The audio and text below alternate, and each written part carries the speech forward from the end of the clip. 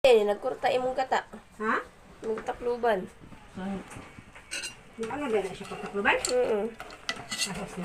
Naalanda po ng lamig na. Tama na. Tama na eh. Para lang tubig lang hinoon. Nagkurta nga. Yan na, din na. Dapat yan pag nagagata, hindi siya inatakluban. Ano?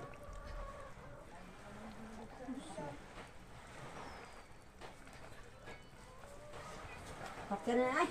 Tinagkay dati, kahit dati. Manahog kaon. Nauna mo. Sayang. Katay mo?